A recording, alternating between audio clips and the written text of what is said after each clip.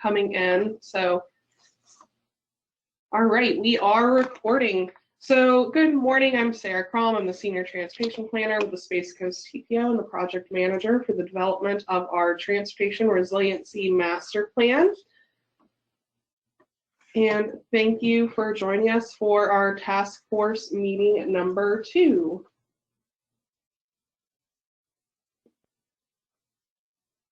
The slides, oh, there we go. So here's a just brief agenda for today. We're going to do introductions and focus of the meeting, what we have done / what we have learned, and have an interactive discussion regarding the shocks and stressors, and then move into next steps. So before we get started, since we are attending virtually, so we can't see who all's here, we are going to just do very quickly just your name, your agency / organization. I'm just going to go, I'm going to first have the project team introduce themselves, and then we'll just go down the list, as well as also we'll start off with Georgiana Gillette. Hi, good morning, Georgiana Gillette, Director of the Space Coast TPO. Guess I'll go since I'm on screen. Travis Hills with Kittleson. I'm sharing a screen, so Mary Rollerson with Kittleson. Good morning, this is the Gall with Kittleson. All right, now I'll just go down the list of attendees. Abby Hemingway. Hello, I'm Abby Hemingway. I'm the Public Involvement Officer for the Space Coast TPO. Abby Johnson. Good morning, I'm Abby Johnson with the St. Johns River Water Management District. Abby Morgan. Oh, we have a lot of Abby's. Good morning, Abby Morgan with the City of Cocoa. Alex.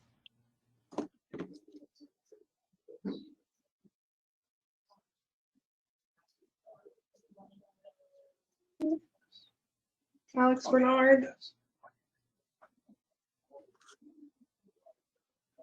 All right, we will come back to Brenda. Brenda Defoe Supernaut, City of Cape Canaveral. Brian.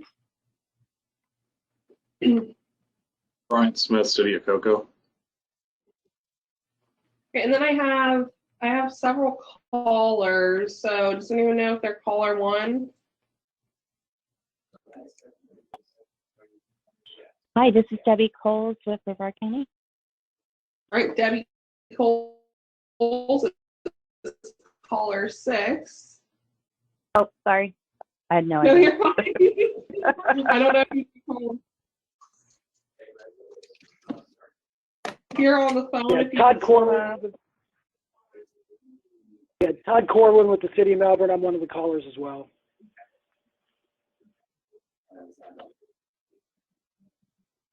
All right, we'll just keep going down the list. Casey.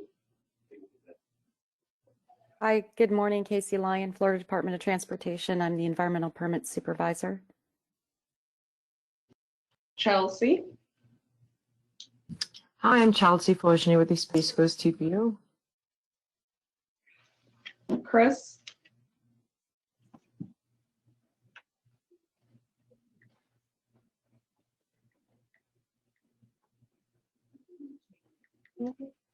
Oh, there we go. Wasn't sure if this is Chris. This is Chris Bayman with Kittleson and Associates. Sorry, I missed you earlier. So City of Cape Canaveral. Hello, this is Zach Eichholz from the City of Cape Canaveral. This is the city's official go-to account. That's why it's listed like that. I show up as Space Coast TPO places, so I get it. Darcy. Hi, I'm Darcy McGee, Assistant Director of Brevard County Natural Resources. Dwayne. Good morning, everybody. Sorry for coming on late. Dwayne DeFries, Executive Director of the Indian River Lagoon National Estuary Program. You were right on time, Dwayne. Eddie? Hey, good morning, everyone. This is Eddie Galindo. I'm the Senior Planner at the City of Titusville. Holly? Morning, everyone. Holly Beals with University of Florida and Florida Sea Grant Extension. Jane.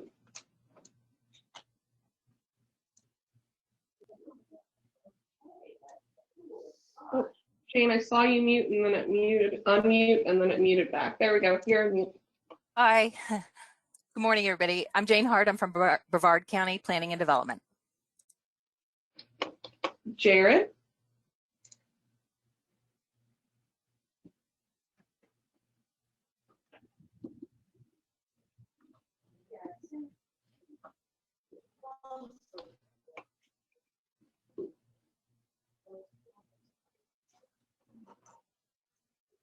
Jason.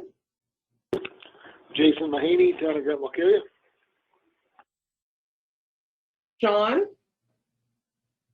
John Cooper, City of Rockledge. Laura. Laura Carter, Space Coast TPO Assistant Director. Lisa. Lisa Morrell, Town of Malware. Lori. Hi, I'm Lori Cox. I'm with the East Central Florida Regional Planning Council. I'm a planner with the council. Mark. Mark Ryan, Indian Harbor Beach. Mike McCabe. Yeah, Mike McCabe, Melbourne Tillman Water Control District.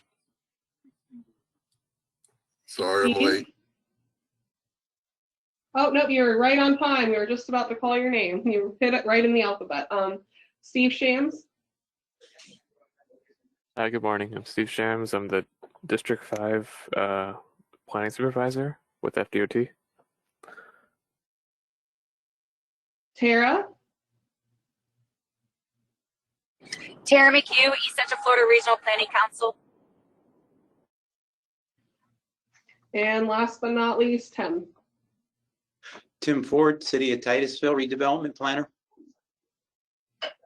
All right, excellent. So welcome everybody. I'm so glad everyone could make it today. And I am going to turn it over to Mary. Great, thank you. Can everyone hear me?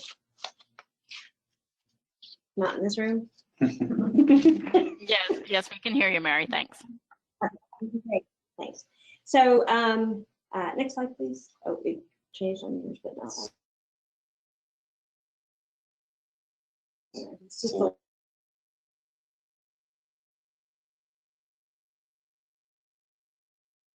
Mary, we can no longer hear you. And now you're frozen. little bit.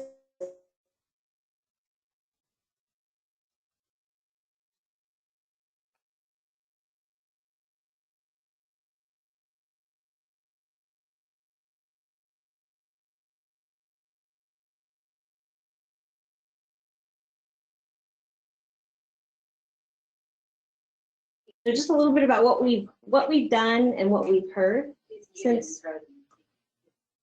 Oh, we're muted and frozen. Now you appear to be okay now, but everything you just said with the introduction, I did not hear. I don't know if anybody else heard or not, but we didn't hear anything. So you may want to go back and start over. Sure. So I'll go through this. So what we're going to focus on today is share what we've learned since our last meeting. The bulk of the meeting today, we want to have an interactive discussion on the shocks and stressors and which ones we should focus on for the remainder of the study. And then we're going to look to identify who are the focus groups that are going to help shepherd that the next slug of work for each of the top shocks and stressors. Next slide. We're thrown a little bit because we're seeing what you're seeing versus what we're seeing. So I'm going to jump in and share what we've learned and what we've heard since our last meeting. Next slide. It's good. It's showing up on mine, but it's going. There we go. Okay. Next slide. Sorry. So just to remind everybody, it's been a little while since we met. So we are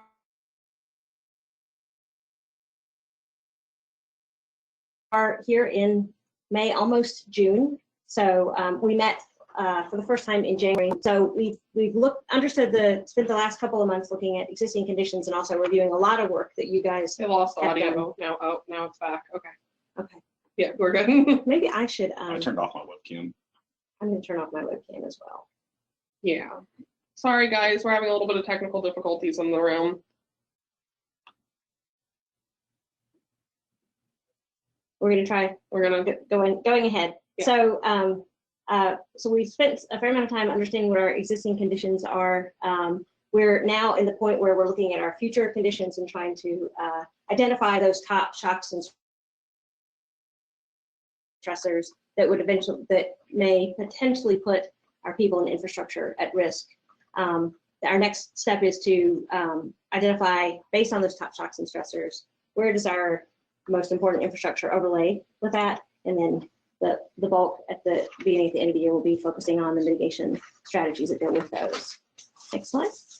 So this is just it in a more detailed, since you guys are our task force, you're our working group, just kind of go into a little bit more detail about what we're going to be doing as a result of this meeting.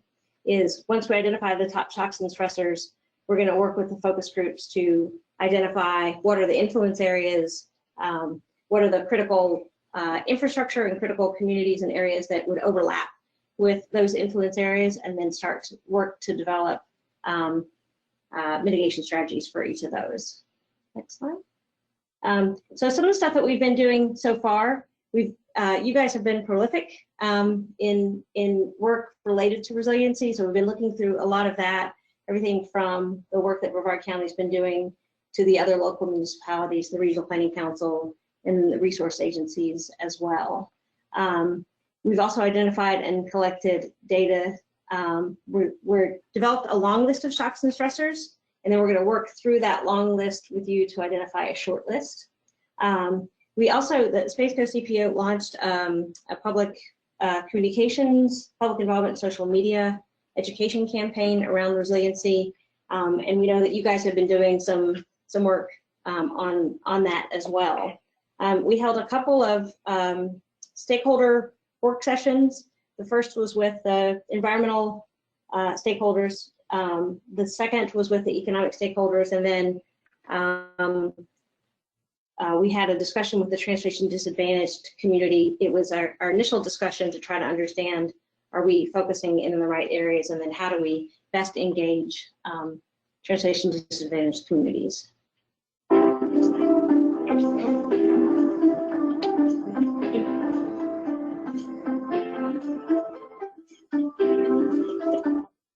All right, so as Mary mentioned, we have been working on public involvement. And so we kind of have been taking a different approach in regards to public involvement for this plan, because we felt like we really need to get kind of a baseline on understanding the public's interest and understanding of resiliency, as well as also help with educating them. So what we did is developed 3 goals: educate about resiliency, disseminate information about the plan, and receive high-level feedback / input. And so, oh, hold on. And so what we then create objectives, performance measures. And so what we did is we developed a website, which I've sent out to the task force. We also we've done our first quarterly social media campaign, and we'll continue to do those throughout the development process. We will be continuing to develop resiliency relays intermittently, which is basically like a snapshot of what we've accomplished and what we will be accomplishing in the coming months, and any other pertinent information. And then finally, we've started doing some community outreach and presentations. We're going to kind of bump this up as we get further along in the plan. So I presented at the Titusville Chamber of Commerce along with Eddie and Darcy. Thank you guys for joining me, and Lori. And then also I presented at the East Central Florida Regional Resilience Collaborative Summit. So we've been able to start kind of integrating, getting the message out that we're doing the plan. So going back to the the social media aspect. Play one of our. This was one of our graphics we made.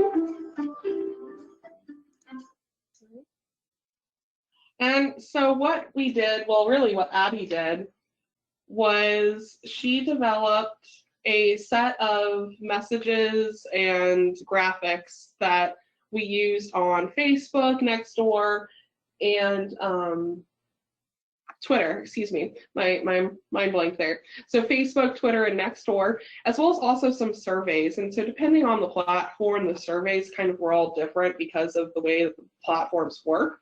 These two were from Nextdoor, and so I thought this was a good doing like a side-by-side on in regards to, you know, the same platform. And Nextdoor is really the platform that we received the most responses from, which was kind of interesting. And so our first poll that we did in social media was trying to gauge how familiar people were with transportation resiliency. And 67% of people that responded on Nextdoor said, "What's that?" So that obviously gave us a good gauge of, all right, so people were interested enough to click on the survey, but they weren't sure what transportation resiliency was. So then our next one we did was, how concerned are you about our transportation system's resiliency? And 54% said vital to our community. So one of the biggest things we learned is that a lot of people aren't sure what transportation resiliency is, but they think it's important.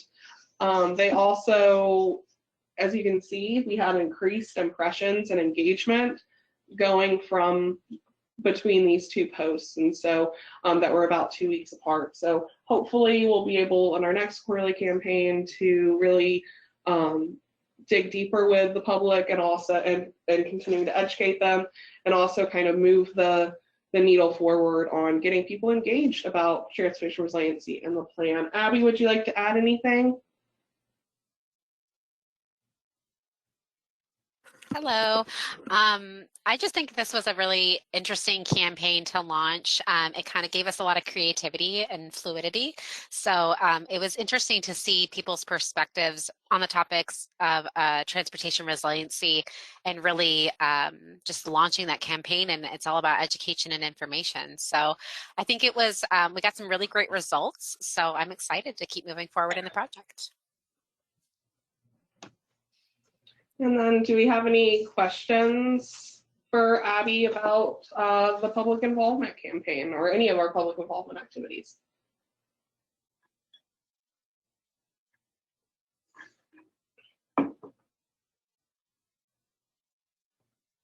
All right, well, we will move on and I will turn it back over to Mary. Great, thanks. So I mentioned that we had done some stakeholder engagement. So these are the folks that we engaged from an environmental stakeholder standpoint, from an economic stakeholder standpoint, and from a transportation disadvantaged communities discussion. We've had, we got lots and lots of feedback on ideas for shocks and stressors, but also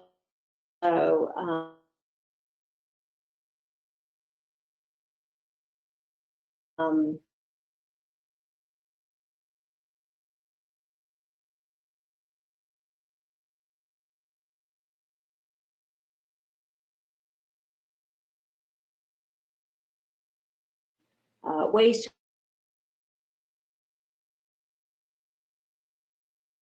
Excuse me, this is Laura. Mary, your audio is not working. I know you guys are in the same room, but for whatever reason, the mic is not working for you. I don't know if it needs to be moved closer or what, but we hear nothing.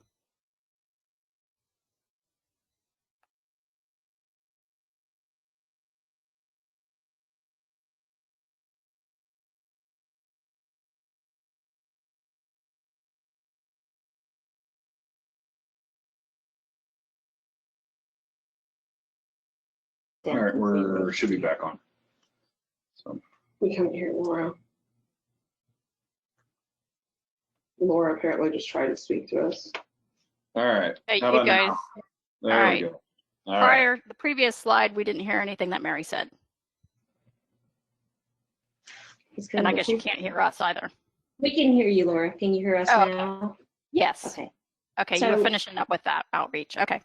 So we've met with these different stakeholder groups, and on the next few slides, we've tried to capture what we thought we heard. So if we misunderstood something, everybody please chime in on that.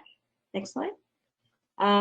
So one is that the roadway projects have historically focused on flood control instead of where water is discharging. So we heard that in a couple of different ways. That mainly came from our environmental stakeholders. And also that stormwater storage and infrastructure design, we need to be looking to the future. As sea levels rise, we need to be thinking about how are we designing these systems for their intended design life, given the view of sea level rise and where water tables will be.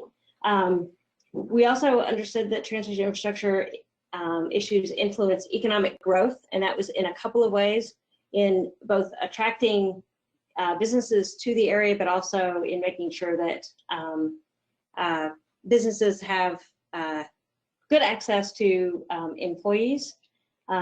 Pedestrian safety came up in a couple of our discussions, both as a transportation challenge, but also in attracting new employers and making sure that if we get bad press, that hurts everyone, including negatively impacting our tourism.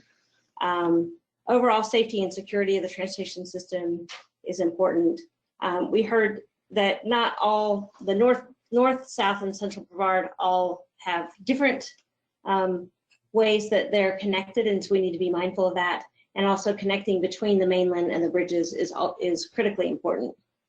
We also heard transit service is critical, and this came up in both the economic and the transportation disadvantaged discussion. So it's critical, particularly to transportation disadvantaged populations. Next slide.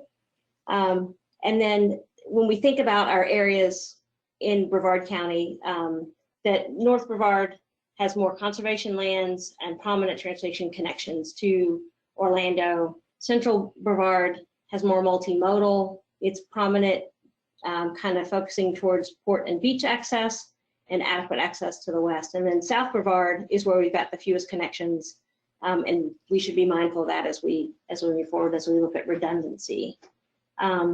We learned a new term in our transportation disadvantaged, transportation deserts.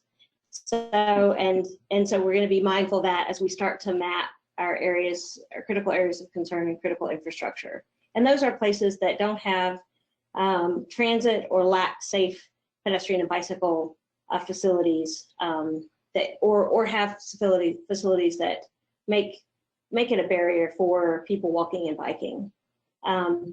We heard it's most important to make sure that we can get all modes to our ports, and we have many ports in Brevard County. Public transit, again, is needed to support economic growth, and access to transportation impacts our job opportunities, and that works both ways, both folks who live here looking for jobs and also employers. We also had a discussion with the transportation disadvantaged. We used a whole list of criteria to help us understand who are our transportation disadvantaged communities. And so this map is illustrating that. The darker the color on the map to the right is indicating that this is where more of these factors come into play. We did talk through this a bit with our transportation disadvantaged communities to make sure we weren't missing anything from the criteria that we should be considering as far as transportation disadvantaged, and then use that to also identify what are some focus areas that we feel like we should be mindful of as we move forward. And so another thing that I'd like to comment on is that we will be going into those individual communities that are having those overlapping criteria showing up, but we wanted to have kind of a broader countywide discussion with agencies that serve the full county, not just these individual neighborhoods. So I know I've already reached out to several of you to start getting contacts and info.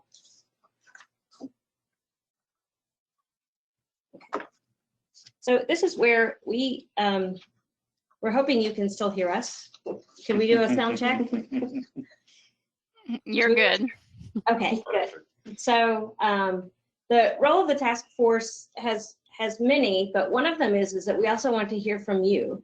So we want to know from your perspective, what are you hearing in terms of resiliency? There's been it's only been a few months. It feels like a lot longer in our COVID times, but there's a lot of things that are a lot of attention that's being given to resiliency. So we wanted to listen to you guys and understand what are you hearing out there from your perspectives. Let me go to the next slide. Just kind of share feedback that you've heard, whether it's the roundtables and discussions that you've all been engaged in, or if it's social media campaign that the TPO or Brevard County is doing, or some other thing. So we wanted to just kind of stop and listen to you guys and hear what you're hearing out there. What is the scuttlebutt on the street? Is there excitement? Is it people are more interested, less interested? Have you done anything new since we last met in January?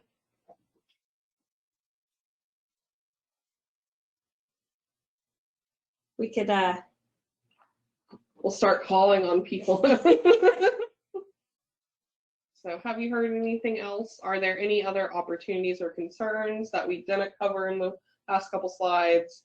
What are your current initiatives, and any discussion on any of the emerging and new legislation on resiliency?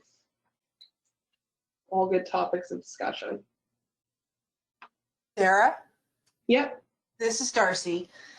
So Brevard County just finished up our resiliency project with the Regional Planning Council, where we did public outreach, vulnerability analysis, and they drafted a comp plan audit and provided us with some draft language to present for adoption. So Jane and I are working on the comp plan policies. We got to get that in the end of next month. So we're going to be preparing a menu of options for the board on resilient policies to put in our coastal redevelopment objective. Also heard from Tara over at the Regional Planning Council earlier this week that the state is going to have $100 million per year for resiliency projects for, infrastructure and the like. So already been talking to Virginia about, reaching out to the directors. We have a lot of needs on stormwater, septic to sewer, roads. There's a lot of need out there for money. And so, we're really hopeful that we're going to be able to, get some of this free money to do some actual work and put these policies into action. So we're really excited about that.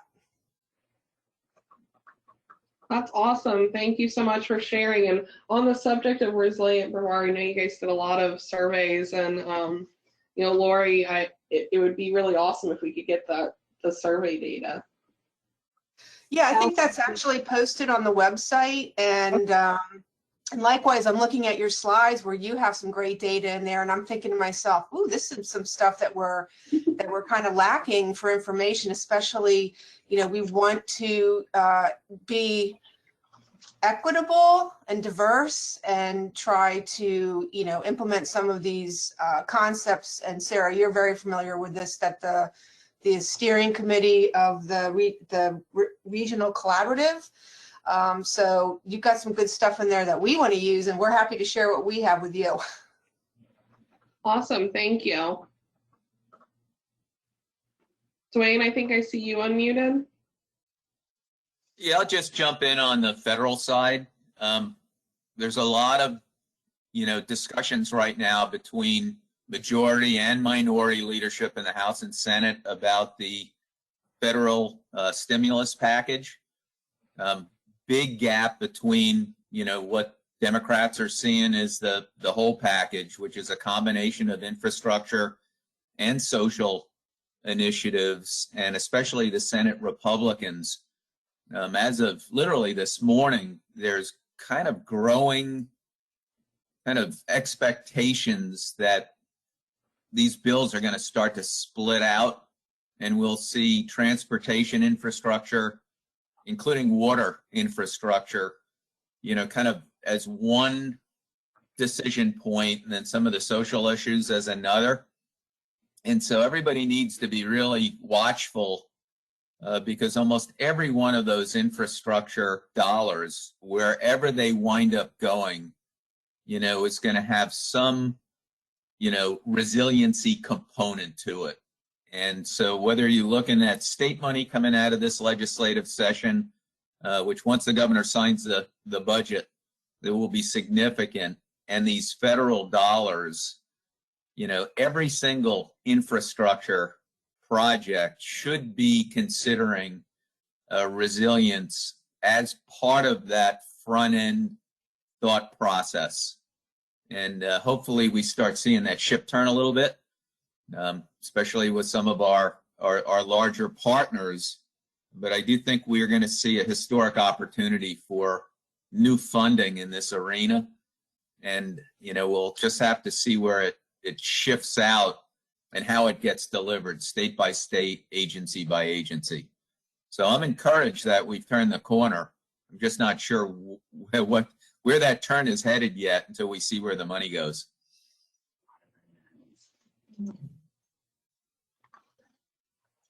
Thank you, Dwayne. There's definitely a lot of unknowns out there, and especially regarding stimulus. So I think that's a great point that we all need to be monitoring and watching what's going on.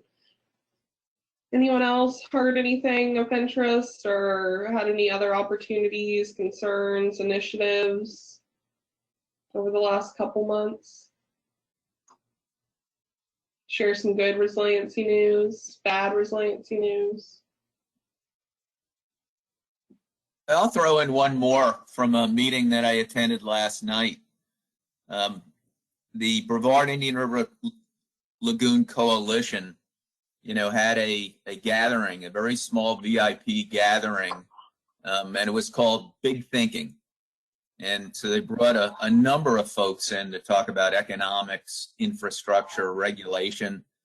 So as TPO and partners start looking at these transportation corridor issues, you know, whether it's resiliency or flooding, there has got to be some alignment, you know, at the local and state level as it relates to planning, design, and engineering of this new infrastructure.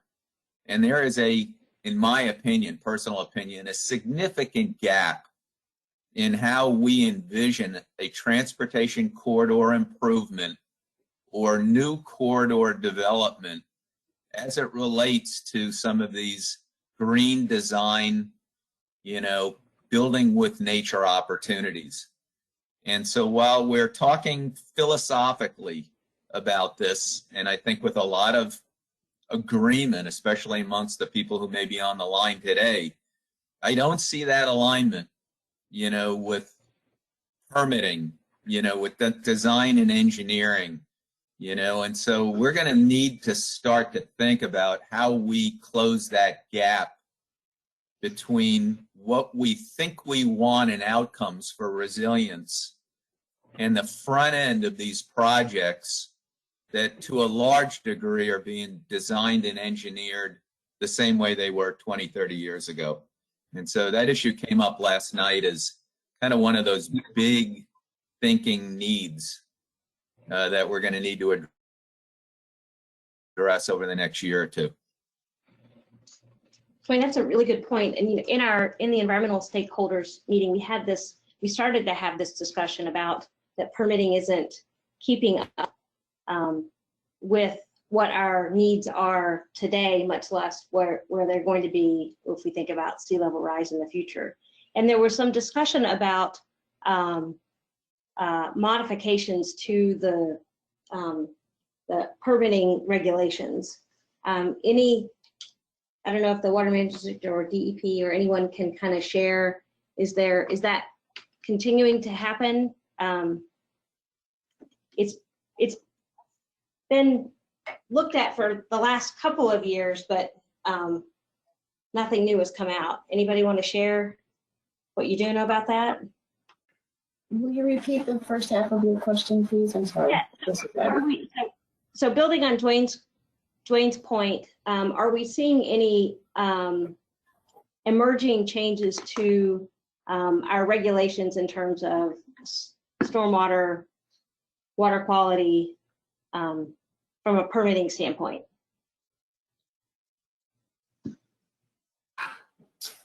I cannot answer that question off the cuff. I can talk to some of our leaders in the permitting division to get you a solid answer. But Okay. I just would feel comfortable giving you an answer. Yeah, I wasn't meaning to put anybody on the spot. I'm just trying to figure out, do we think, is there any word on the street? Is there any movement for new or modified regulations related to environmental permitting that might go with this focus on resiliency? I will get you an answer. Okay. Well, I can add. The only thing I can think of. The only thing I can think of is the slip tool, but that's not regulatory per se. It's just a process step at this point in time. And because of where the slip tool has to be used for projects, I'm not sure how much transportation impact it's going to have. Can you talk a little bit about that? Somebody might be more versed in the slip tool than me, but my understanding is that if it is federal or state money, they have to go through the slip tool process and look at impacts to future conditions on the piece of infrastructure that they're planning on doing. But it is my understanding, and Dwayne, you might know more about this, I don't know, that they don't actually have to then plan for it. They just have to assess it, which is conversations we've been having with the county, and we don't know exactly how this is going to play out. But if counties or jurisdictions have protocols already in place in their codes and their processes, is that where then the contractor, whoever it is, has to then implement it? So where the state is not saying you actually have to implement solutions, can the local level override that and make them do it? So that's kind of the conversation that we're trying to have and find out. Yeah, and I'll just add to that, Tara, that it's only applicable on the barrier islands. So, you know, it's not going to apply in Merritt Island or in the mainland. So it's just purely limited to on the beach. Exactly. And that's my understanding too. So there's, you know, part of the larger coastal resilience bill that Governor DeSantis, with really considerable dollars. I mean, we have jumped from, you know, kind of being behind the curve on a national level to really starting to advance a formative coastal resilience program in the state of Florida. But it is, you know, based on recommending, you know, how you move forward. And we have not yet seen how that gets delivered, not just in the regulatory framework, but even in the, what I would call the design and engineering community. And so I'll just share a quick story because I'm writing a letter. That's why I was late coming on, for a local municipality who's looking at, you know, should we co-locate a wastewater treatment lift station with a stormwater pond right next to the lagoon. And if any of you are following some of the challenges in the city of Titusville, you know, that if you look at that from an engineering perspective, you say, okay, I kind of understand why that might seem like the right thing to do. But when you start looking at, you know, infrastructure risks and vulnerability, just the normal ones, and then you kind of stack on the sea level rise, storm surge, I&I issues, there is very little right now in the local governance comprehensive plans that would lead a small community or a city or a county to kind of get to where we want to go. In fact, more impediments than opportunity, both in cost and thinking outside of the box in the planning stage. So I think we've got a fairly long way to go to get there. And I think this discussion and the outcome of this process is going to be part of that iterative learning curve to move us in the right direction. You know, it's not about cheaper and faster. It's about better, cheaper, and faster, you know, over the life cycle of a project. And right now we're still permitting stormwater wastewater like we did 30 years ago, with very little consideration, real consideration for the vulnerabilities that we have from all of the things that you're looking at now with stressors and risks. So I think this process we're in is going to be critical to moving that needle to the next level. Absolutely. Thank you, Dwayne. Can I ask a question from the county or the local government side? This is building on something that you said earlier. Is anyone considering requirements above and beyond what is currently required to get a permit? Just wondering. And can you do that?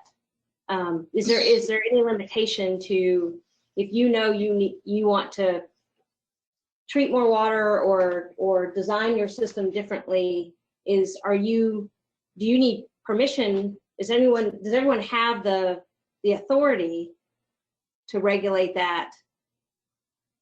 Or are we relying just on the water managers, the state and the feds for those things? Just wondering if anyone's doing that. It looks like Bryant is unmuted and so is Mike. So we'll go with Bryant.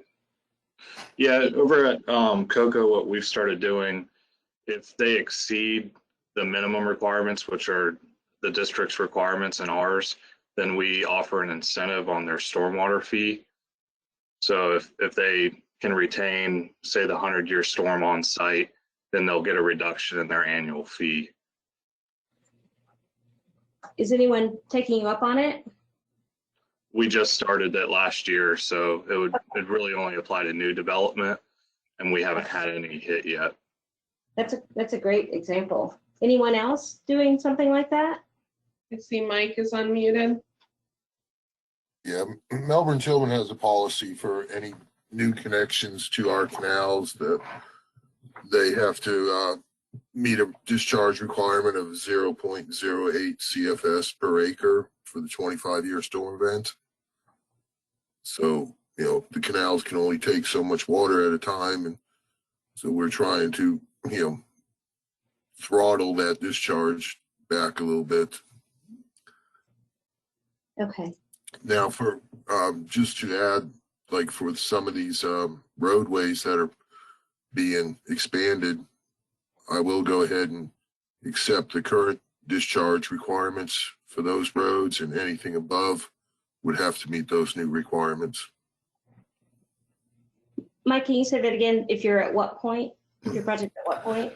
So basically, you take the existing footprint of the pavement and say whatever impervious or improved portion of that roadway, that discharge, that pre-discharge would still be accepted. It's anything now expanded beyond that would have to now meet that 0.08 CFS per acre discharge rate. Okay. And now, while I have the mic, if you don't mind, I was curious, has anybody ever heard of the, I believe it's, I heard of a new product called titanium dioxide that's being used on pavements to help reduce the heat sink on some of these pavements. And they also say it's a smog absorbing product.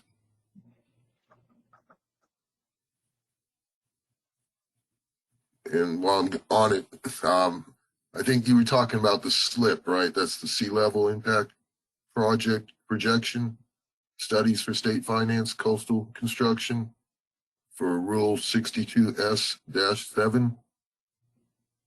Yeah. Okay. Has that been approved?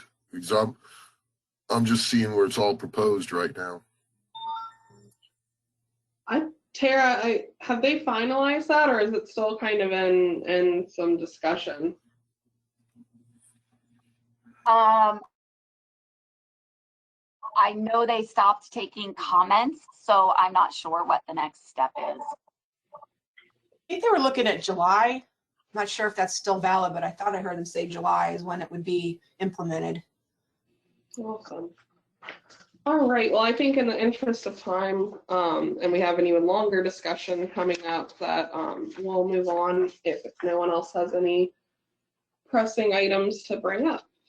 So Mike, we don't have the answer on the titanium dioxide, but we'll ask we'll ask around and also back at FDOT and see if they're exploring that as experimental treatment anywhere, or so we'll circle back with you on that.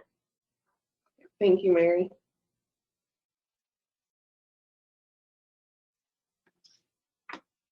Okay. So we're going to jump into the shocks and stressors. So our process was that we identified a long list, and this came from a whole bunch of different places. So we had a starter list that we've been talking through with each of the stakeholders, and we've added to that. We also looked at some similar studies. Some of those studies were relevant because they were in Florida and had the same kinds of climate.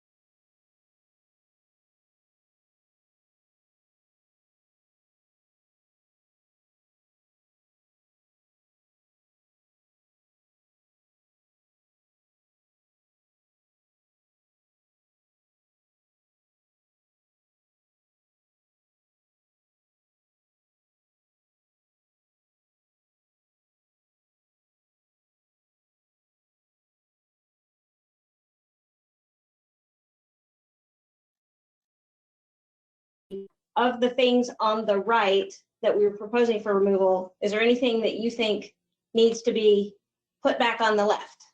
And then for those things on the left, is there anything missing there's anything that you think is missing that's not on the right or the left?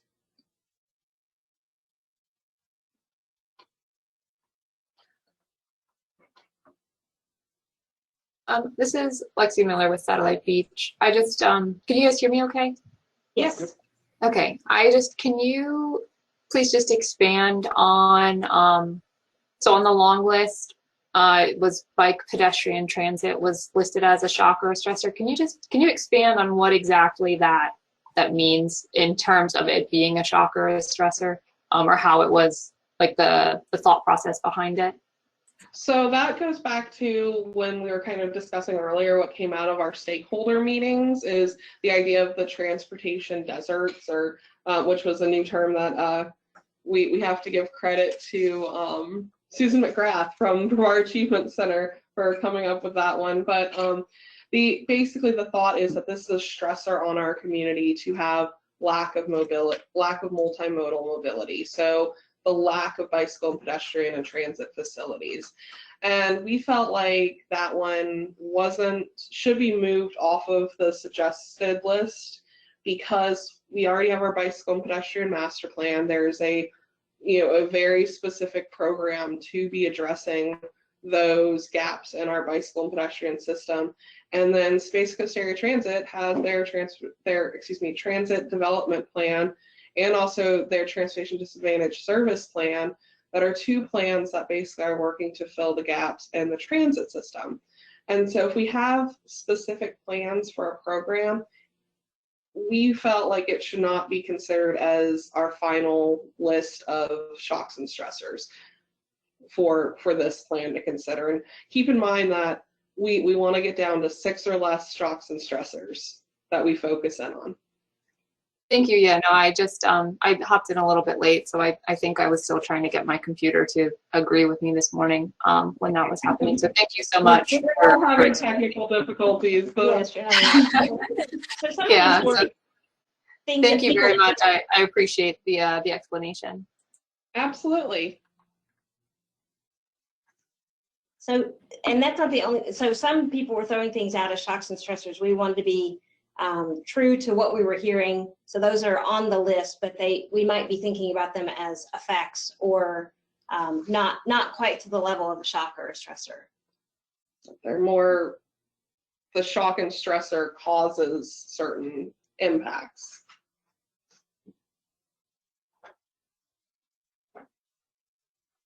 Dwayne, I think I see you're unmuted. Yeah, I just want to caution. Now, we use shocks and stressors kind of as a language within the resilience community. And I recognize when we've been doing some of the national estuary work that those terms are not well recognized outside of the resilience community. And I'll give you a good example. And I do think we should use them, but I think we need to be very careful as we move forward that we don't do what we're doing here, where you kind of just assume somebody knows the difference, between a shock and a stressor. So I had a conversation just in this past week. This manatee die-off is a shock to manatees, but it's caused by a long-term chronic stressor related to water quality and in fact loss of seagrasses. So when you start thinking about kind of shocks and stressors, I'm going to just recommend that even if you remove some of these, if they're likely to be top of mind, that in whatever the end product of this is, don't remove them completely. In some place in the narrative say, we have considered, these shocks and literally define which ones you're considering shocks and these more chronic stressors. And for this purpose, we've narrowed it down to these 3, 4, or 5, because these are the critical entry points, to activity. I think kind of in the generic, this gets complicated for the general citizen. And I think this, so a hurricane is a shock, right? Right. It's not a long-term stressor. It's an event that happens in a moment. But some of these other things, shoreline erosion, is really caused by stressors, but you'll see it most during one of those shock events. And so I think being really clear on how you're defining and differentiating shocks and stressors is going to be important to clarify and manage these can be very, very different in both spatial and temporal scale. And you want to get to the root causes and see where those, what I would call entry points for adaptation or structural improvements or infrastructure change. You know, how do you get the biggest bang for the bucks at both levels?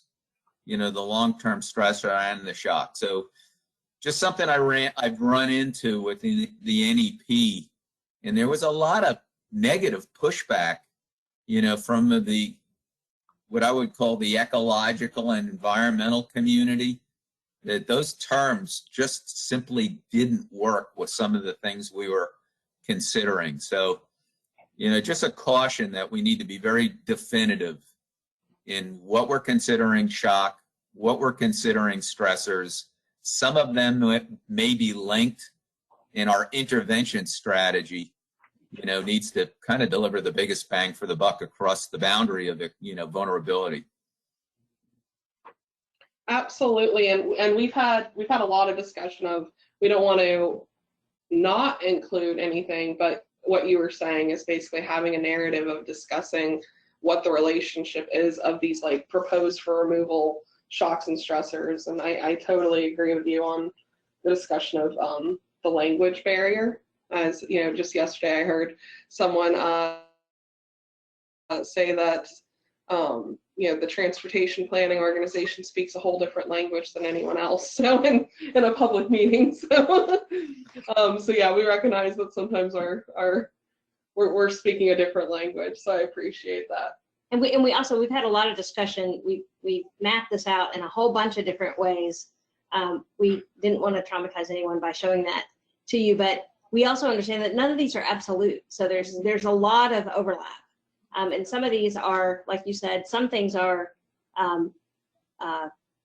effects, some are short-term, some are longer term, and then combined they have effects on different resources. I like your entry points for adaptation, because at the end of the day, this study is about developing a set of strategies that we can do something about.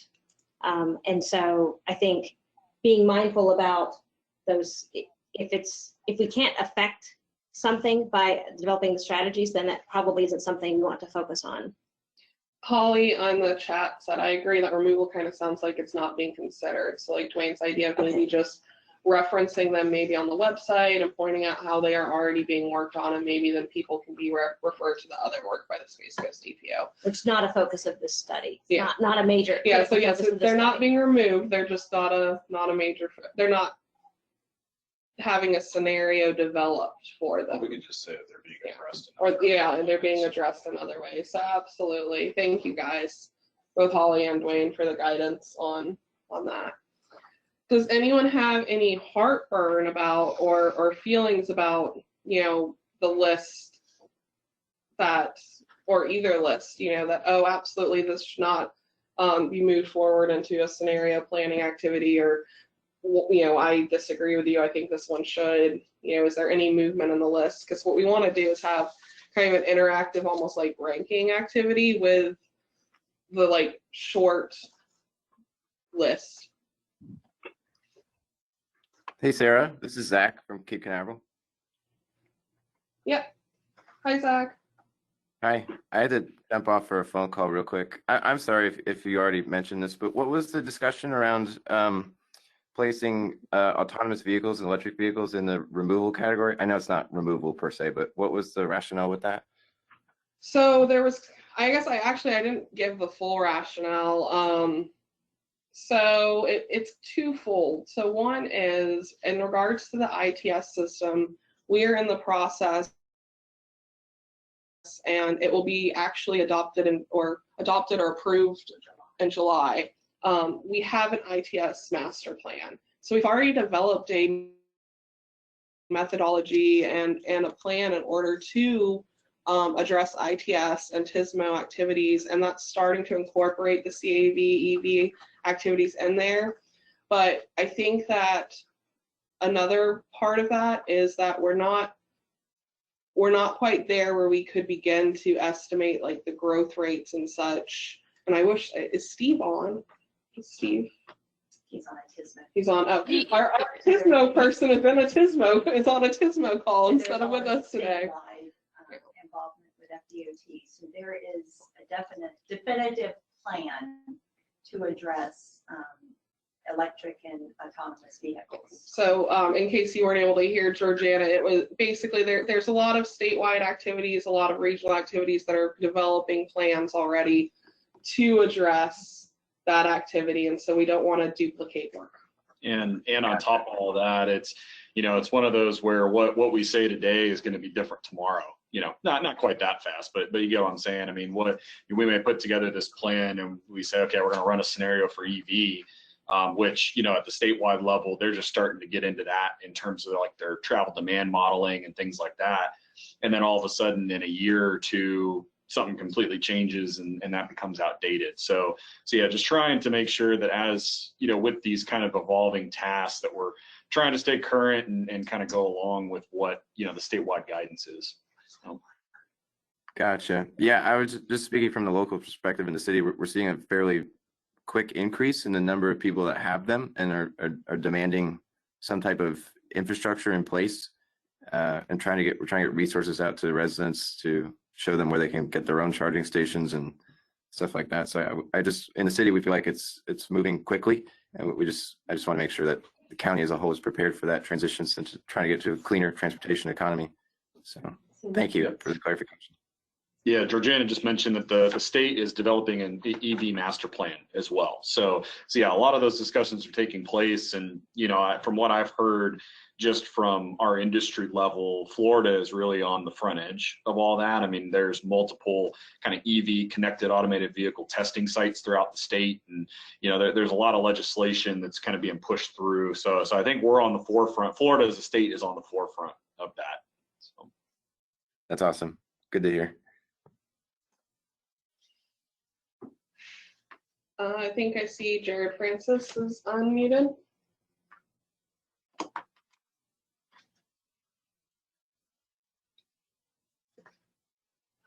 Jared, we cannot hear you.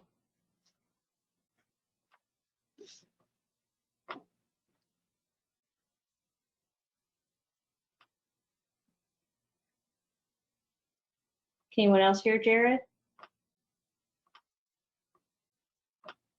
No, he's muted.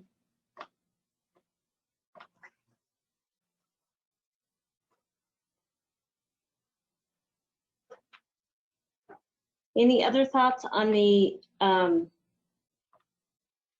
on the right that shall be renamed not a focus, not a primary focus of the study?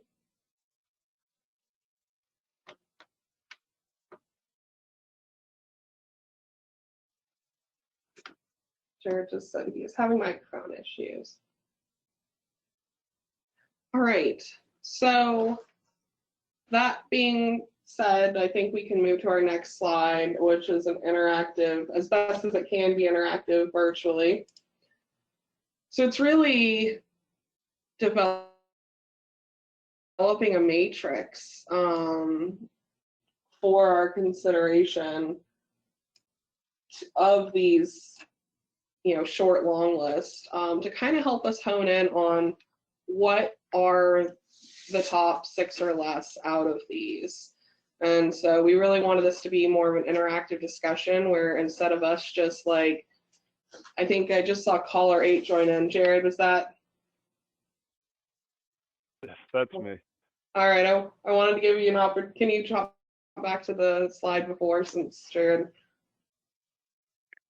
You don't have to go all the way back. It was just, I was just thinking about the security, especially the cyber attacks, and one kind of concern of mine is how cyber attacks could attack like an ITS type system or something like that. And so I think it's good to have that in there on the keep list, if you will, instead of the, you know, not in this study group. And I think you can touch kind of broadly on, connected autonomous vehicles, ITS or whatever, just kind of mention that it's coming in the cybersecurity portion of this plan.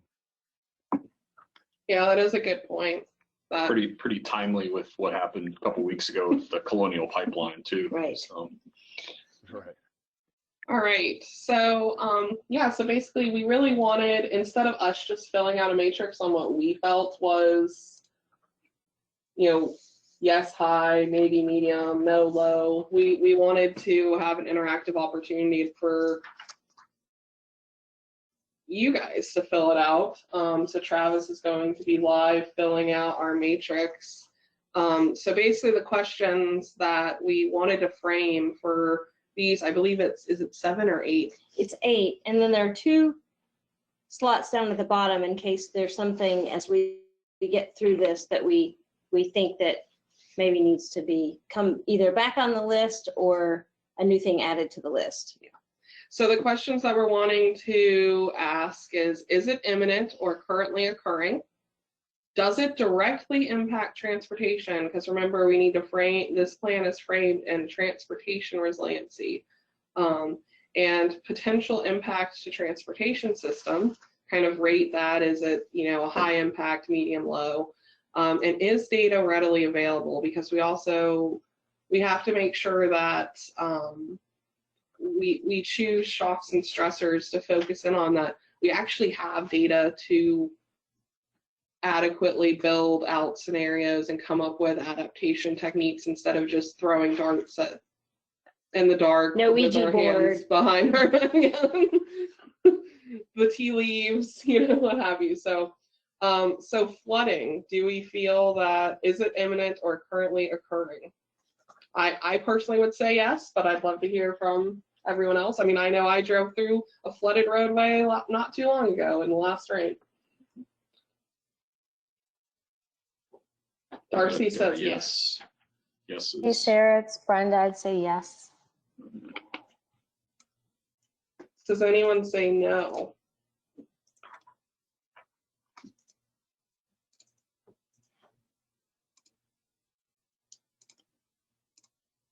All right, I think we can say yes. Can you make it green? Can we make our yes green? Yeah, I'm getting there. Just Thank you. keep going. Okay. I'm working. Best way to do all this. Flooding, does it directly impact transportation? Yes, maybe, no. Yes. Yes. Yes. Yes. I think we can say yes.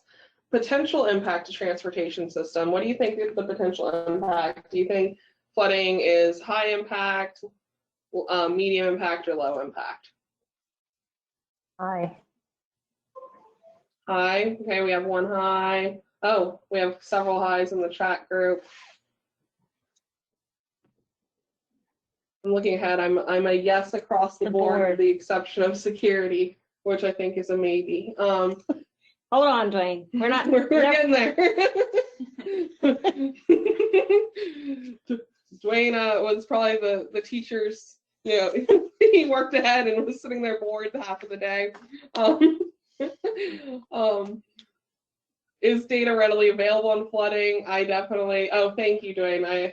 We'll make sure to reflect your answers, and I'm sorry you have to jump off, but it was great hearing from you. So is data readily available? I personally feel like there's data. Oh yeah, it's on floodplain analysis, all that kind of stuff. So. Are there any holes in the data is really the question. And we could identify holes as part of this plan. Any other discussion about flooding? All right, sea level rise. Is it imminent or currently occurring? We're just going yes all the way across. Yes. Yes, high, yes. Just copy and paste. Lots and lots of yeses. How do we feel about those answers? Anyone disagree?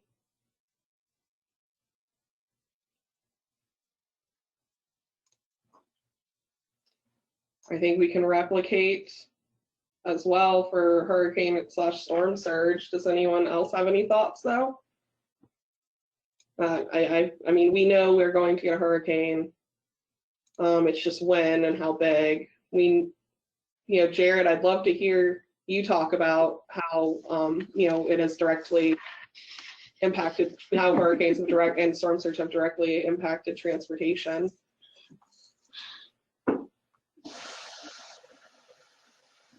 Definitely a huge impact, that's for sure. Along 520, we have a mess when it's stormy.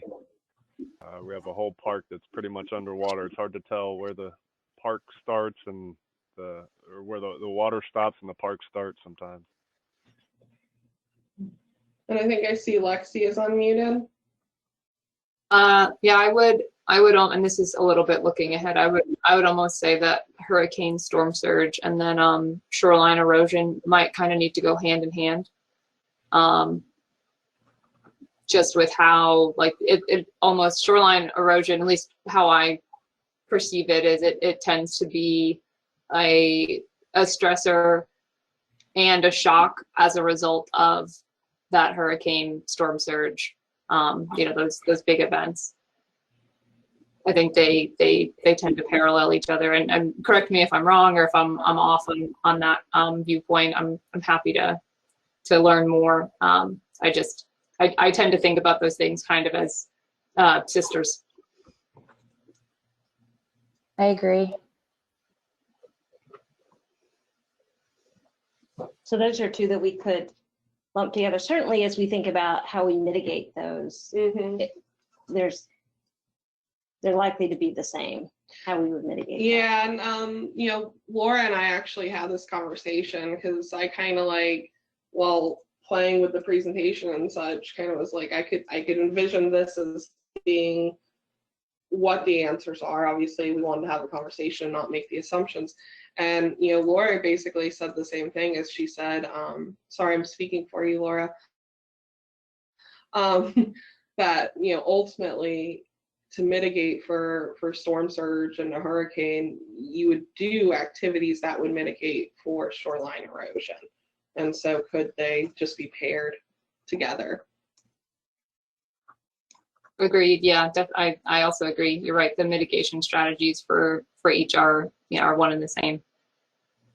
Darcy, what are your thoughts? Since I know you work with a lot with, your office works a lot with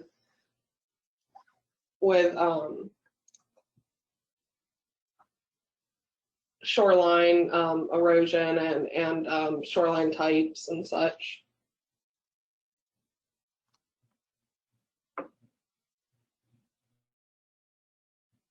Hey, Sarah, sorry, someone popped in for a second. So what was the question? I apologize. So the question is, do you feel like we could really pair shoreline erosion and hurricane/storm surge together, because hurricane/storm surge causes shoreline erosion, but also that the mitigation strategies would be similar? And so I just wanted to get your feedback, because your office does so much in regards to shoreline erosion. Right. Yeah, I mean, I think that makes sense. I'm just trying to think of some of the permits that we've done that have been related to hurricanes. We have the wind-driven tide effect in the lagoon. So that's wind and storms and surge. Yeah, I think that makes sense. I'm trying to think of a shoreline erosion situation that's not related to the weather. And I mean, other than the fact that we develop the heck out of these things and put sod down and rip out all the native vegetation. But again, that's a mitigation strategy that would still fall into that combined category. So maybe it's like hurricane/storm events is what we call Sarah? it. Yeah. Sarah, can you hear me? Yeah. This is Laura. I was just thinking that really storm surge and shore erosion go together, but hurricane, don't forget, we have been very fortunate, but I've had a personal experience with a wind damaging hurricane, which is more, it could damage our causeways, your cell towers. There's a lot more from a hurricane. It's not just water. We're very lucky we haven't had wind issues here, not significantly any compared to some other areas, but I think there's two different types of hurricanes. There's one that's going to cause a huge water, storm surge, erosion, and another one, if we get a high cat 4 or 5 in here, the destruction that comes with that wind, I've personally experienced, is horrific, and that's something very different. So that might help, I think, maybe tie in the two types of events as separate. I think that's, yeah, people are agreeing and saying good distinction. I think that's a really great point, Laura. Laura, you also said to me via message that you feel that a hurricane should be yellow, not green, because it's a maybe. I would, if we do this distinction, I would recommend the hurricane wind damage is a yellow, maybe medium. It's going to happen, like you said earlier, but we just don't know when. But I don't think it's as critical as it is a hurricane. We don't know. And now that you have it separated with storm surge erosion, I would agree that would be a yes, a high, because that's occurring whether we have a hurricane or not. If we could just have a northeaster, start down here and move north, we have shoreline erosion on, afternoon major storms sometimes. How does everyone feel about those changes / distinctions? Anyone have any issues with that? I think that's a good idea because like they were saying, a storm surge does not necessarily need to be generated by a hurricane event. It can be generated by strong low pressure systems or something offshore in the winter. So that's a good distinction. And I think how you mitigate that's different. Yeah. The actions you would take to mitigate that is different. Mm-hmm. That's very true. I mean, I'm thinking of wind damage that could potentially knock out power lines, then our ITS systems down, and that's a whole different mitigation strategy. That's redundancy in the system versus shoreline erosion. Yeah. So kind of taking a quick look through the hurricane wind damage row now. Do we think it's yellow for impact? Does it directly impact transportation? Because it could be houses, it could be other things. I mean, power lines in the road is certainly impacting. And if you get wind damage to a causeway, that's impacting. But I think outside of that, it could be a maybe. It depends on the strength of the hurricane. Yeah, that's kind of what I was thinking. Is that a maybe? But then, potential impact is a high, because if it does impact, it's going to be major. Well, I mean, think about our last hurricane or storm that we had. What was it, Dorian? That was like the weird one that kind of slowed down, but died, kind of lost strength, but yet there was still wind damage to just that smaller storm. That we still experienced wind damage to our power lines, and there were lights out, and there was debris in the road, and just from the wind, because that really wasn't a lot of rain. I don't feel like maybe it wasn't rain heavy storm. Maybe. Well, let's just say wind damage is going to be a high impact to transportation. Your definition is it's temporary depending on the level. It's a shock, or it could be a long-term stressor depending on how bad it is. So I would leave it green. That would be my recommendation. And we will get into that in the next phase in a lot more detail, so we can differentiate the severity, length of time, that sort of thing. If it is chosen as the top one. Well, the other question, or the other kind of thought for the group, is how readily available is wind data at the level that we're trying to get to? Because I'm not experienced with that. So what we would do is do scenarios that would assume different severities and durations of wind. Because we believe there's been scenario hurricanes, different directions, different strengths that have analysis. At least there was many years ago. The Regional Planning Council had done some modeling that shows the impacts. And I think there's some pretty good distinctions between the different levels of winds, how much damage we can expect. What's up? I don't know how readily available it is. I would defer to the There are no dumb questions. I'm so Lexi, are you? Yes. I'm sorry, we didn't hear what you said. Anything new? Oh. Like non-agenda comments? I think I realize she's unmuted. Yeah, I don't. I'm trying to. Okay. Public events / congestion. So this is, any of the major events that we have, whether it's space launches or the boat races last weekend, the air shows that we've been having. And these are planned events, which Yeah, is different planned. than, yeah. And this was specifically brought up during our economic development stakeholder meeting is that I believe it was the Cocoa Beach Chamber said that, on launch days, it's just you could be stopped on different parts of the causeways because of the traffic. This is non-reoccurring congestion. Yes. I would. So if this is Brenda, Cape Canaveral. So for us, I would say it's medium because we experience this pretty heavily on a launch day. So for us, it is basically a parking lot. And there's, whether you're going to 528 or 520, A1A is stopped. So I would say it's a medium for us. But I don't know what data is available, I guess, is the other component. I don't know how we're measuring this. So maybe it's a maybe on the data readily available. I mean, I know that we have. Sarah, I do believe that Stephen has mentioned DOT has been doing a significant effort when it comes to at least launches with traffic flow and signal timing and everything. So there is some data available.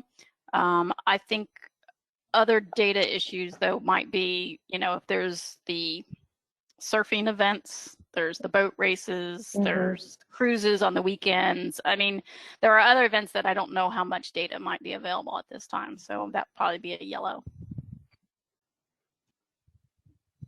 Right, But this might be, so just, that previous slide you had for removal, this might be one of those things we make the linkage between the ITS systems perhaps, because I don't know, like I said, whatever event it is, I'm not sure how that's being measured. And I don't know if the systems we have in Cape Canaveral right now are able to send that information in real time. So that would be a way that we could mitigate the effects, right? Right. The use of intelligent systems and right. Right. A1A is in the ITS master plan. Okay, future.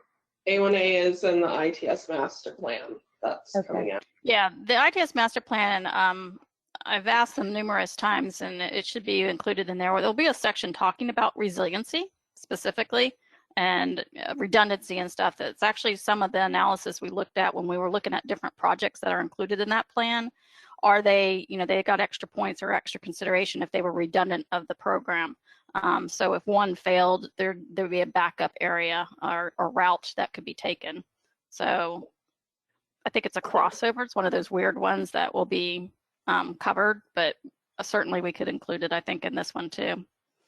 And Laura, just to clarify for folks that may not have heard those terms before, so redundant means that you have those facilities, same facilities on one road and a parallel road, so that if the one road, if power goes out, if the power lines get knocked over, that ITS system can kind of be rerouted to the parallel corridor and you'll still maintain that functionality. I'm sorry, I missed 2 comments in regards to our hurricane, storm surge, wind damage, shoreline. And it was, Mark Ryan said, it is important to remember there are other storm events outside of hurricanes and tropical storms, such as tornado. And I think making this distinction definitely speaks to that, Mark, where we can consider, outside tropical events. And then Darcy said, and then there's the scenario and our flooding. That could be the direction for the flooding one. Okay, going back to public events, does it directly impact transportation? Yes, and I mean, obviously, so I think we can do green and move on to catastrophic events. So when we're talking about catastrophic events, we're talking about like something that is just, I don't want to say unforeseeable, because we can obviously brainstorm up a million bad things that can happen, but you know, something that is just large, catastrophic, such as several years ago when the semi truck hit the 520 overpasses. I mean, that could have been way worse than it was. Yeah, excuse me, 528 overpass on 95.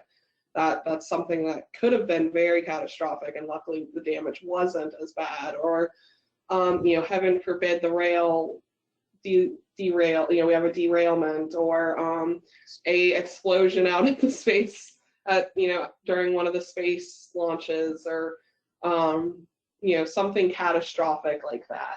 So personally, I feel like is it imminent or currently occurring? No, obvious, or I think that that's kind of a red personally, because, or Darcy said pipe burst out here in Vieira many years ago and all traffic had to go south. Awful. So yes, exactly. Those kind My of big biggest Would a sorry, my sinkhole biggest be? concern. Oh yeah, sinkholes are a good one. Yeah, that's But when there's I no think of a data. catastrophic event. How do you get a data to an I don't know. What kind of analysis? That's where I kind of want to jump to that far column. I'm not sure these other columns matter if we can't find any suitable data to utilize for an analysis.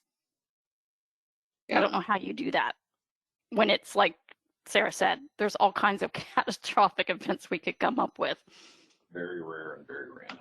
Well, I think, and if it's that catastrophic, I would hope we could rely on FEMA or the federal government, and they can build us back, maybe. Mike, you said wildfires, and we're gonna get to wildfires and extreme heat / drought. I don't feel like we've made the distinction that wildfires are different from a catastrophic event, because like it's something that we can anticipate. It's something that happens seasonally.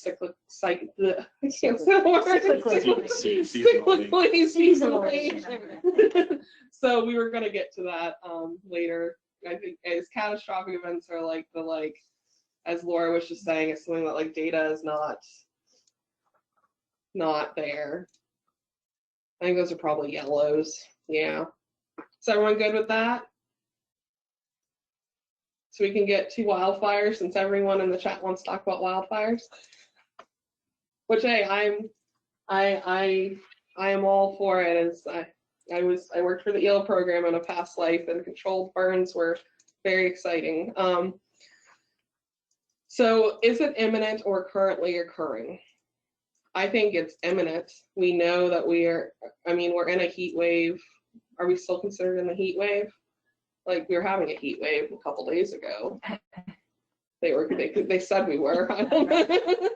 We're certainly experiencing drought conditions. Yeah, we are currently experiencing. We are in our dry season, waiting for wet season to start.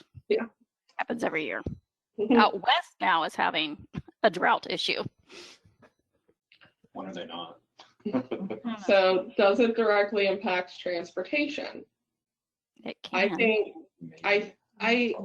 I think you could argue between a maybe and a yes. My yes is that your extreme heat impacts your pavement condition, not just, we have to think beyond just if we're going to have a wildfire, as your pavement condition can be impacted. In some of these drought conditions, we've seen it where even the lagoon got low. And so what is that doing for shoreline erosion? Well, the other part is, what about all your electronic components that we're now putting in with ITS and all of your control boxes? Do they melt? No, I think because we live in Florida, a lot of that stuff, when it's getting put on the product approved list for FDOT, is being heat tested. So looking at it from like a roadway perspective, I would say our asphalt and our concretes are being designed with the 130 heat index in mind. So my perspective on it. Our ticket machines are Sunrail, not. Right. So what do we feel? Do we feel like that's a yellow or a green? Anyone else want to weigh in on does it directly impact transportation Who's going to be the tiebreaker? and the level? I'd Georgiana say says it's yellow. Brenda says yellow. Yellow from Bryant. All right. And is data readily available? I think it's like there is certain data that's readily. I mean, we can get land use maps and you know the forestry monitors closely, and there is data regarding temperatures. But I guess the question is do we have readily available data about climate change and increasing the heat as the future goes, or you know, so I don't know, thoughts. I feel like I'm not. Hey, this is Debbie with with emergency management. We have the National Weather Service does a lot of data on that, so we can grab it from them. Thank you, Debbie. So Debbie says we can put it green. And I think there's probably data that helps us strategies as well as far as the. Debbie, do you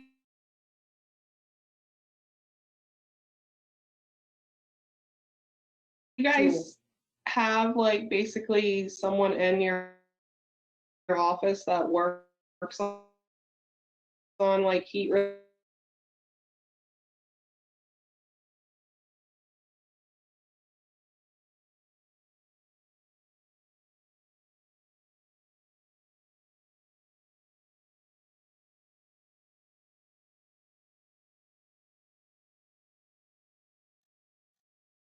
level?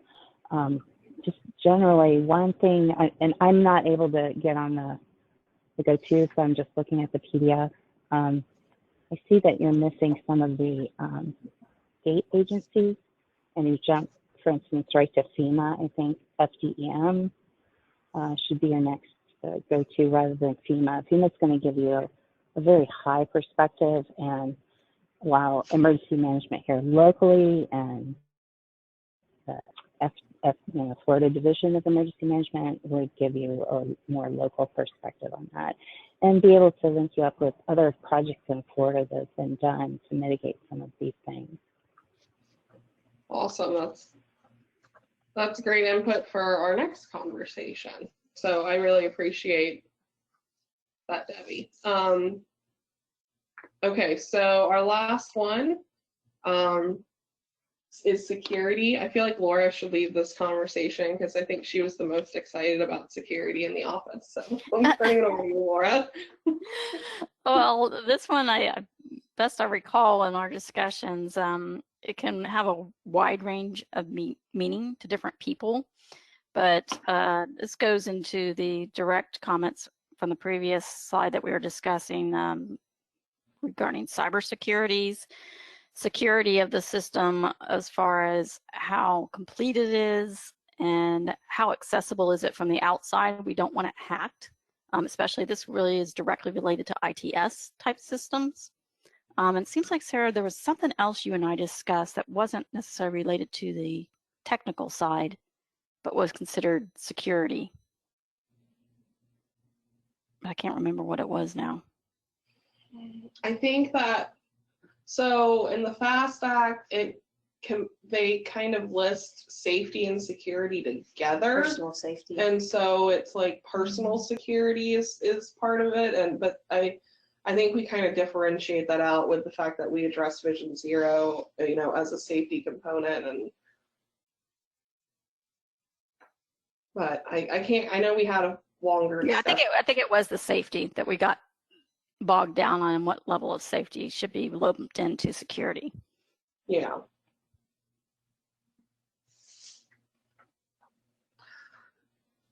So, is it imminent or currently occurring?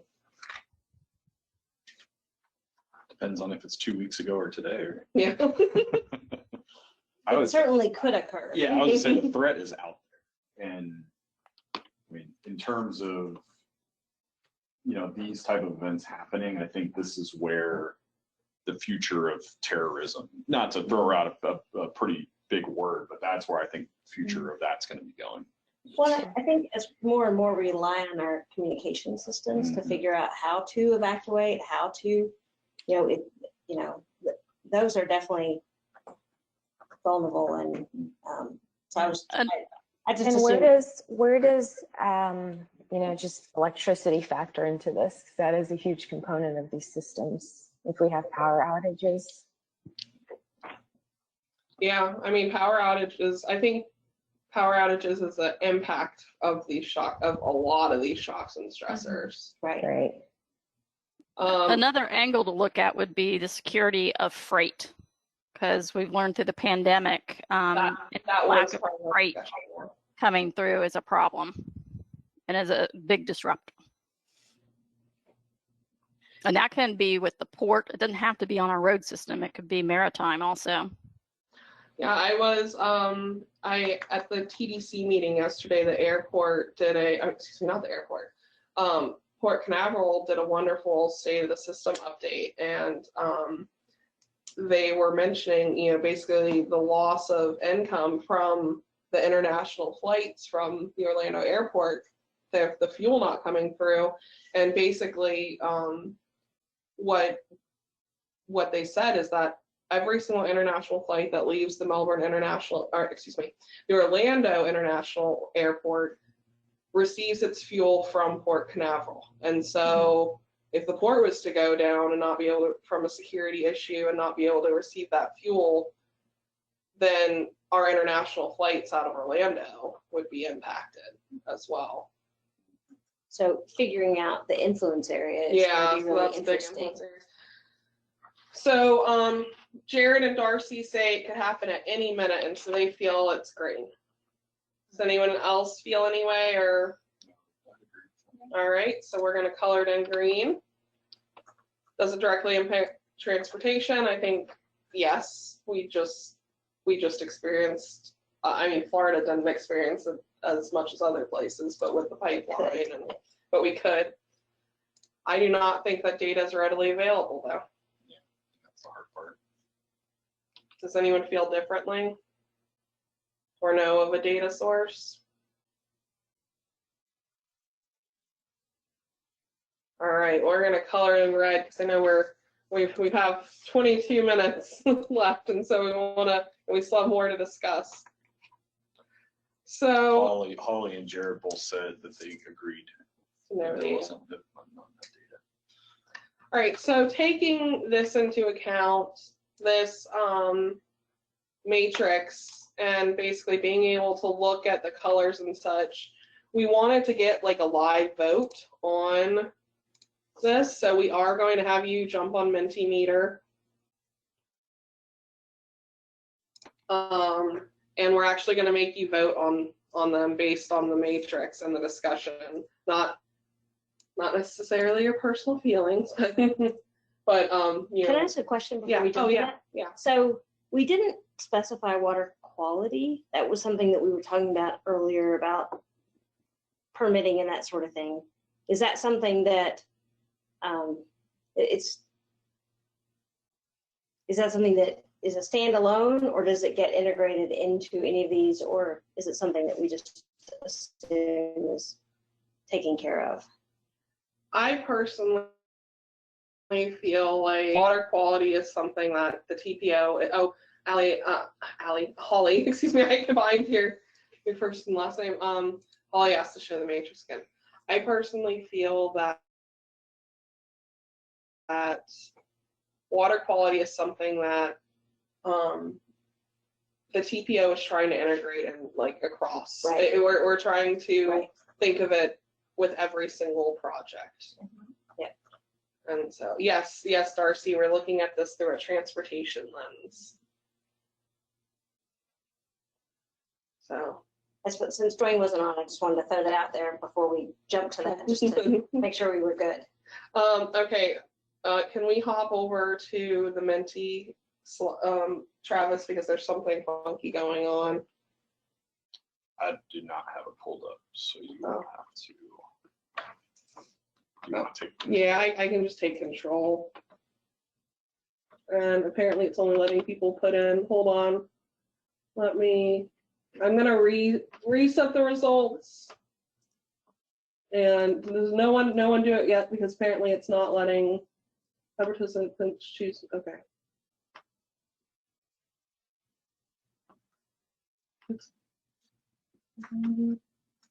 Okay. Holly said that worked. All right. So, oh, you want me to? Yeah, put the number in the chat. Can you put the number in the chat? And I'm gonna take the screen from you and pull up.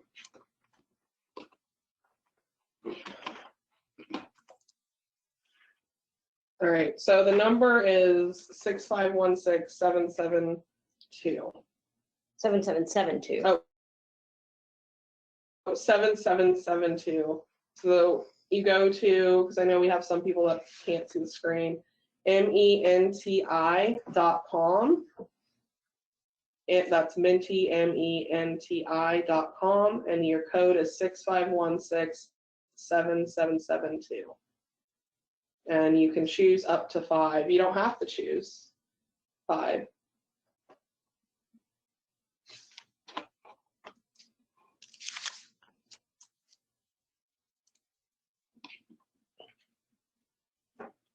Can you please display the matrix with the, all right, we can pop back over to the matrix and then we can bring this back over. So Travis, if you want to steal the screen from me.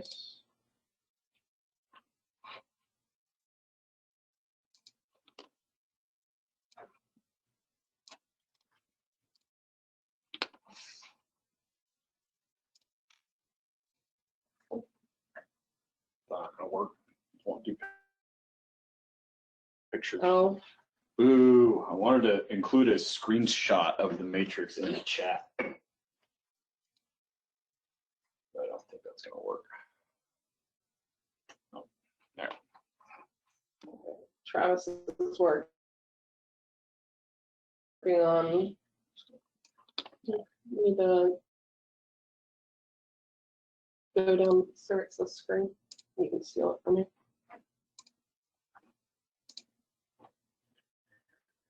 All right. Got the matrix up now.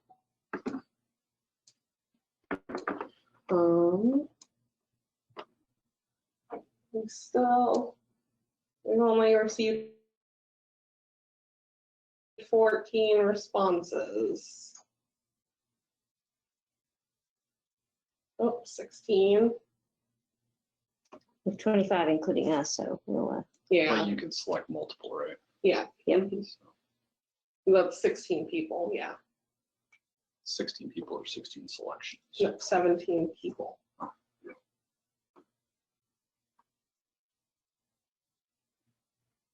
18, 19. Cool. All right, I think, and what you said, there was 25. Yes. So yeah, Including I think that is. Yeah, that's probably as much. That's probably about everyone because there's. We're refraining from family holdback on the voting. Yeah. All right, I'm gonna steal back the screen and share what our results were. So all 19 people said flooding and hurricane slash. Well, okay, wait. We did change that from hurricane slash wind, and so we did make that kind of differentiation. So it looks like our top ones, and of course we'll be, going back and discussing this and figuring out exactly which ones to move forward. But based on your recommendations, you feel we should move forward flooding, hurricane slash wind, sea level rise, shoreline erosion slash storm surge, catastrophic events. And then there's a tie for the last slot. For events, or public events slash.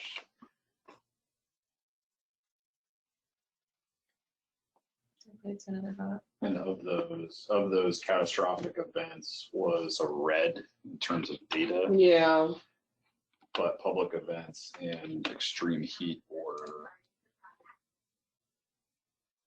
So we're not going to for sure lock these in. We want to go back and really consider what the data is before you know, we actually say, all right, this is for sure the ones that we're moving forward.